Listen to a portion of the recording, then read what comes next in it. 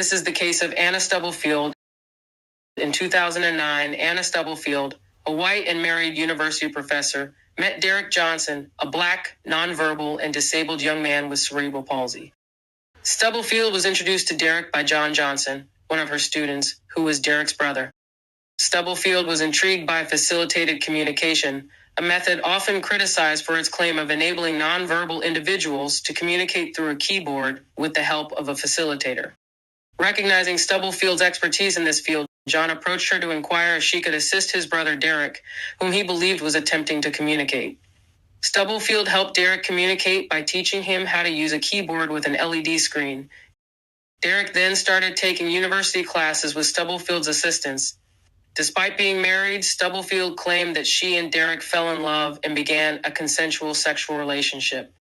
Stubblefield claims her victim, through FC, wrote, "I want more than anything to be in a romantic relationship, but I don't know if that's possible for people with disabilities like mine." Stubblefield decided not to keep her feelings to herself, and a week after this talk, tells her student she loves him. He typed with her as facilitator, "I love you too." And so now what? Derrick's family members asked Stubblefield to leave Derrick alone, and when she refused, they complained to Rutgers University, her employer, and details were passed on to the police. However, in the years to come, she would be convicted of the sexual assault of the man she claimed to have loved after his mother learned of the intimate nature of their relationship. Daisy Johnson later argued in court that her son lacked the capacity to engage in both physical and emotional intimacy, claiming his ability to communicate in the way that Stubblefield claimed it wouldn't have been possible without her manipulating his hands. The heartbroken mother claimed that her son had been declared by the state to have the mental capacity of a toddler, accusing Stubblefield of taking advantage of this. As a result, in 2015, Stubblefield was convicted of 2 counts of first-degree aggravated sexual assault and sentenced to 12 years in prison. 2 years later, her conviction was overturned on a technicality. Anna Stubblefield was born Marjorie Anna McLennan. Her last name, Stubblefield, is her former husband's. She grew up an honors student in a Jewish family in the nearly all-white town of Plymouth, Michigan. As a high school student, she put that lesson into practice, writing articles for the school newspaper, one about a classmate who became pregnant, and another about a press freedom case involving Plymouth students. Each won a national award. Her mother, Sandra McLennan, started working with blind, cognitively impaired children in 1963. For decades, she taught disabled people social skills, like shaking hands and talking appropriately with strangers, in the hope of helping them move out of state-run hospitals and into community housing. Stubblefield shared this interest in disabilities. As a child, she asked for crutches so she could pretend to have a physical disability. As a high school student, she studied Braille and learned the alphabet and sign language. However, as she progressed in her academic journey, her focus shifted towards advocating for racial justice, guided by the principle of Tikkun Olam. After obtaining her PhD in 2000, she emerged as a prominent figure in Africana philosophy, extensively publishing on the topics of race and ethics.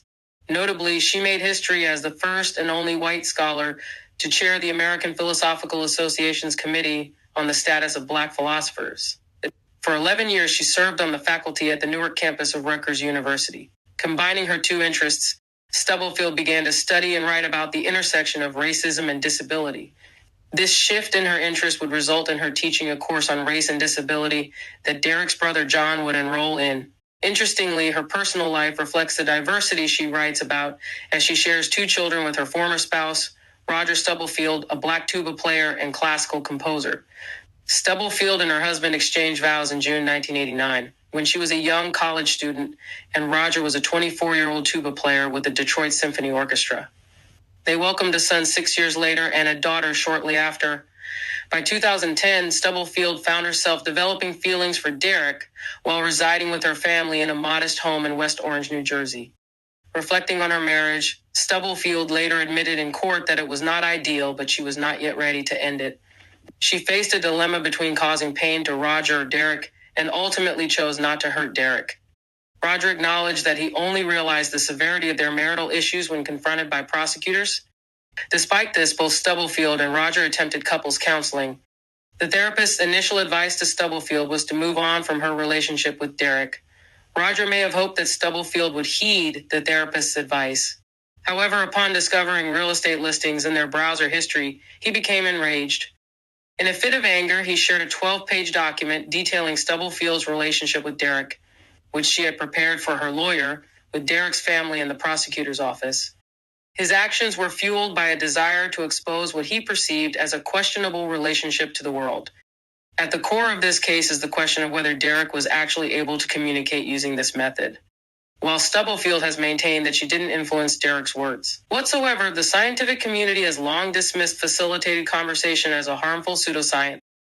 The reason Stubblefield's original 2015 conviction was overturned was because experts speaking on facilitated conversation were banned from testifying in front of the jury. One such expert, Dr. Rosemary Crossley, evaluated Derrick, who was said to have independently correctly answered 43 of 45 scored questions, most of which required literacy skills. The American Academy of Child and Adolescent Psychiatry have stated on numerous occasions that studies have repeatedly demonstrated that FC is not a scientifically valid technique for individuals with autism or mental retardation. In particular, information obtained via FC should not be used to confirm or deny allegations of abuse or to make diagnostic or treatment decisions. Multiple other credible disability and psychiatry organizations have refuted the effectiveness of facilitated communication. To avoid a second trial, Stubblefield agreed to plead guilty to third-degree aggravated criminal sexual contact. Despite having only served fewer than 2 years of her original sentence, the former professor was sentenced to time served in May 2018. Derrick's family has maintained that he was a victim of Stubblefield's, whom the Johnsons filed a civil suit against, which they won. In October 2016, Derrick's legal guardians, Brother John and Mother Daisy, were awarded $2 million in compensatory damages, including attorney's fees, and another $2 million in punitive damages. Despite pleading guilty to third-degree aggravated criminal sexual contact in March 2018, Stubblefield has maintained that she did nothing wrong in her relationship with Derrick. Stubblefield is now a registered sex offender under Megan's Law and will be under parole supervision for the rest of her life. Additionally, she is not allowed to speak to Derrick or contact his family ever again. I don't know much about facilitated communication process, but even if there were no dispute over the validity of it, there would still be a clear conflict of interest in having the facilitator assist someone in communicating messages that advance the facilitator's romantic sexual interests. Even if it fell short of being criminal, it would still be highly unethical. If she cared about consent, then she would have sought a neutral, unbiased party to take her place as a facilitated communication practitioner so that she could attempt to test reality in as objective a manner as possible in that kind of situation. Instead, she acted in a manner consistent with someone who doesn't care about objective truth and thinks that only her truth matters. The Johnson family put their faith and trust in Stubblefield, and she, as a well-known scholar and so-called advocate, went to extreme lengths to further her selfish and egotistical agenda and abuse such a vulnerable family member. The whole time Stubblefield was really just writing and bringing to life her own twisted love story, and she couldn't even see the power she had over Derrick. Perhaps Stubblefield was adversely affected by her parents both devoting so much time to disabled people. Perhaps there was a deep jealousy that seeded her issues. When Stubblefield was released from prison 2 years after her sentence began, she created a new life for herself. At first, she worked jobs requiring a commute, but people began recognizing her, forcing Stubblefield to find a stay-at-home job. Now, she lives in New Jersey and works remotely. Multiple documentaries have been released about Stubblefield, the Johnsons, and this case. Not much else is known about Stubblefield except for the fact that she believes that this case ruined her life since she cannot return to her true passion for teaching. It's also noted that she never remarried after divorcing Roger.